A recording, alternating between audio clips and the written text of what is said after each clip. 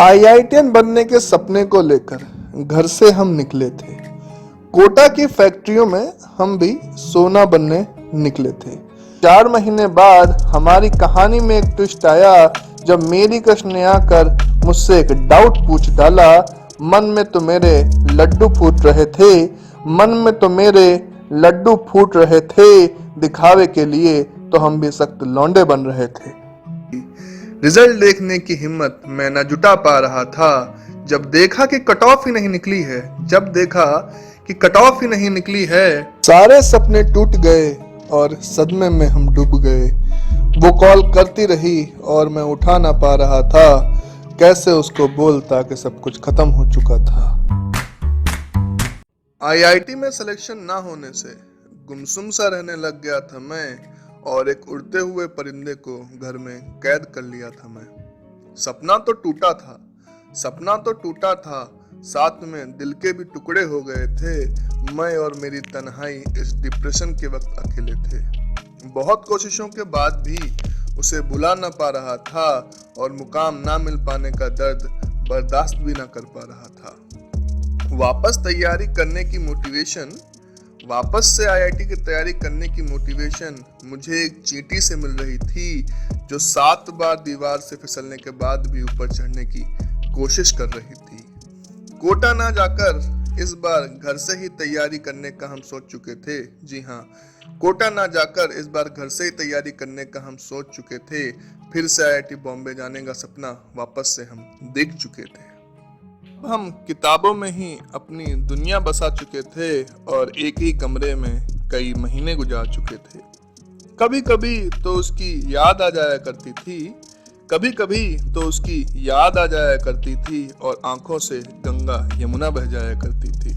यूं तो उसकी कॉल हर दूसरे दिन आ जाया करती थी, लेकिन मेरे से उस कॉल को पिक करने की हिम्मत ना हो पाती थी। कुछ दिनों बाद उसने कॉल करना भी बंद कर दिया। जी हाँ, कुछ दिनों बाद उसने कॉल करना भी बंद कर दिया। फेसबुक और व्हाट्सएप से भी मुझे ब्लॉक कर दिया। लेकिन हम भी कोई मामूली आशिक न थे। फेक आईडी से उसको फेसबुक पर स्टॉक कर लिया करते थे। पता चला कि वो आईआईटी बॉम्बे से केमिकल इंजीनियरिंग कर रही है। जी हाँ, पता चला कि वो आईआईटी बॉम्बे से केमिकल इंजीनियरिंग से बीटेक कर रही है। इसका मतलब मेरी पहली वाली दुआ कबूल हो चुकी है। एक और रीजन मिल गया आईआईटी बॉम्बे जाने का, खोए हुए रिश्ते को वापस पाने का। इस बार तो कोई कमी न रह जाए, इस बात का ख्याल था। जी हाँ, वापस से कोई कमी नहीं होनी चाहिए इस बार तो कोई कमी न रह जाए, इस बात का ख्याल था। अर्जुन की तरह सिर्फ आईआईटी के एग्जाम पर सारा ध्यान था। कॉन्सेप्ट प्रैक्टिस और प्रैक्टिस कॉन्सेप्ट से दिन भर खेलते रहते थे। दिन के 24 घंटे तो बस 24 मिनट की तरह बीतते थे। अब वो कॉन्फिडेंस वापस से मुझ में लौट रहा था। शायद से अब पॉजिटिव वाइब्स का संचार हो रहा था। आईआईटी जेई के दूसरे अटेम्प्ट के लिए अब हम अच्छे से तैयार थे। इस बार तो मेरे तर्कस में सब परफेक्ट हथियार थे।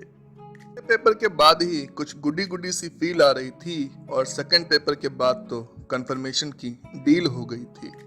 इस बार तो बस ये देखना था कि क्या टॉप कर पाएंगे हम। इस लाखों की भीड़ से क्या अकेले जीत पाएंगे हम। रिजल्ट आने वाले दिन का तो अब बेसब्री से इंतजार था। बीच के दिनों में मैं घर वालों के साथ शिमला मनाली घूम के आया था। बस चंद घंटों में ही अब रिजल्ट आने वाला था और इस बार मेरा रिजल्ट देखने के लिए मेरे पापा तैयार थे। रिजल्ट देखते ही वो अपनी एक्साइटमेंट को संभाल ना पा रहे थे।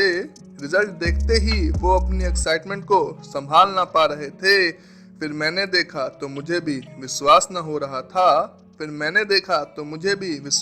रहा था कि आईआईटी के एग्जाम में इस बार मैं टॉप कर चुका था। शायद अभी मैं किसी सपने में जी रहा था। अब तो न्यूज़ रिपोर्टर भी आ गए इंटरव्यू लेने के लिए, मोहल्ले वाले भी आ रहे थे बधाइयाँ देने के लिए। एक ही रिजल्ट ने डिस्ट्रिक्ट में सुपरस्टार बना दिया। जी हाँ, एक ही रिजल्ट ने डिस्ट्रिक्ट में सुपरस्टार बना दिया। न्यूज़ से लेकर इंटरनेट तक पर सेंसेशन बना दिया। इतना खुश तो मैं अपने जीवन में शायद पहली बार हो रहा था। इतना खुश तो मैं अपने जीवन में शायद पहली बार हो रहा था, और इस खुशी के अवसर पे उसके साथ ना होने का गम भी हो रहा था। अब तो हम उसको पाने के लिए आईआईटी बॉम्बे ही जाएंगे, और उसी के साथ वो पुराने जो सपने देखे हैं वो सपने निभाएंगे। जब वो एक रास्ता बंद होता है तो दूसरा खुल जाता है। ऊपर वाले के आगे इंसान तो बस कठपुतली बन जाता है। तो दोस्तों, आपको ये वीडियो कैसा लगा ये हमें आप कमेंट सेक्शन में कमेंट करके ज़रूर बताएं। और अगर ये वीडियो आपको अच्छा लगा हो तो अपने दोस्तों के साथ इसको ज़रूर शेयर करें।